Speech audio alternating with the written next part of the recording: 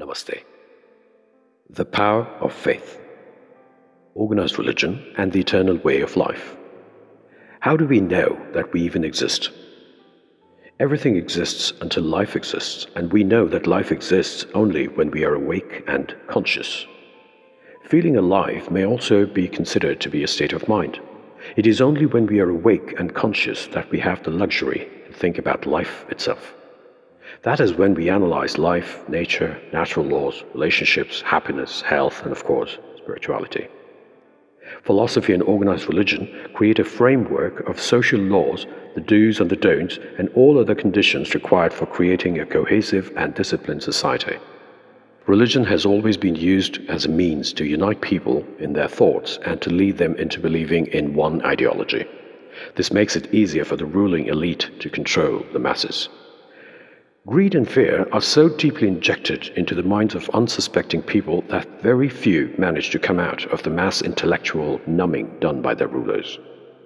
People are brainwashed to wish long and aim for heaven, and at the same time to do everything possible to avoid hell.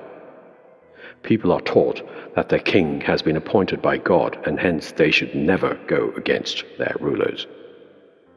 The society has a second level of command consisting of erudite people.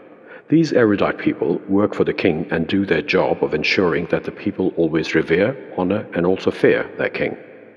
The term erudition means extensive knowledge acquired chiefly from books, and the books have been written under the instructions given by the ruler. Right from the time people are little children, they are trained how to think and what to think. All is well until people come across people from another culture with a different set of beliefs. They start defending their own faith fiercely, and this soon turns belligerent and bloody. The erudite people jump in and start having discussions pretending to find ways to mend fences. The never-ending argument of my faith is the one and only real one misleads millions and millions of people and causes them untold sufferings. Meanwhile, when all this is happening, arms manufacturers and dealers make their billions, if not trillions of bucks. That is how organized religion works. And all this comes from one great misunderstanding. People overlook the fact that life is not forever, and this makes them waste the present, which is definite, thinking of and arguing over a future which is uncertain. Some religions promise people of permanent residence in an eternal heaven with all exciting worldly comforts on condition that they accept someone as their God and submit to the religious body. Well, that is the power of mass brainwashing over centuries.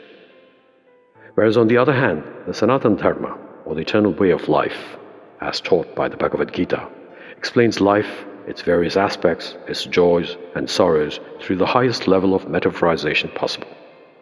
The level of metaphorization is so high that there is an extremely thin line between looking at the philosophy from a rational point of view and from a religious one. It teaches Advaita or non-dualism, which means that all things are interconnected and not separate, while at the same time all of them retain their individuality. In simple terms, non-dualism means God and I are one. Facts of life are explained in such a realistic way that people can easily understand and also apply them in their everyday situations. There is no need to fear some eternal hellfire or some ugly guys who whip you incessantly and then throw you into a cauldron of hot oil. The understanding of the individual consciousness and the superconsciousness helps a person be one with the system. A personal connection with Bhagavan Krishna becomes the foundation for a life filled with happiness, peace, and above all, with positive karma. He who says he can and he who says he can't are both usually right. Therefore, what we do totally depends on our own belief in ourselves, in someone, in something, or in all of them. It is the faith that makes all the difference. The one and only philosophy that is rational, sensible, and credible is that of karma, or cause and effect. Whatever happens in our life is a result of our own doings. We pass through every janma or lifetime in order to purify our atma and to proceed towards moksha or salvation. It is my belief in the Bhagavad Gita that makes me so fearlessly confident, positive, peaceful, and happy.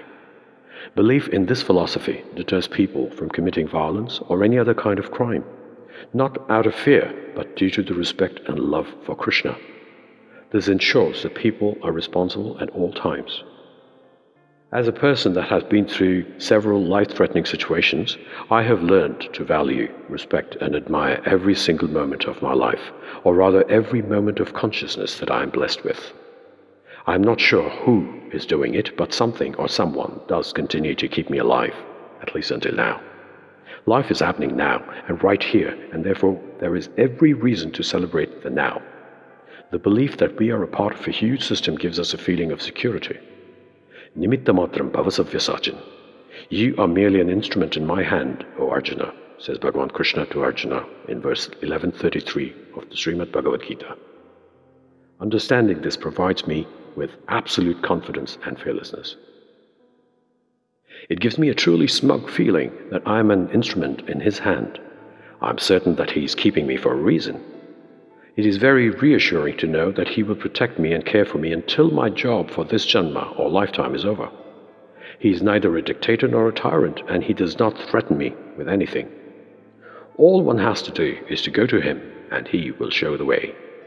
Bhagavan Krishna says, Sarva dharman parityajya mamekam sharanam vraja aham tvam sarva papebhyo mokshishyami mashachaha. Abandoning all your thoughts about righteousness, take refuge in me alone. I will liberate you from all sins. Don't despair. Krishnam Vande Jagadguru. Jai Shri Krishna.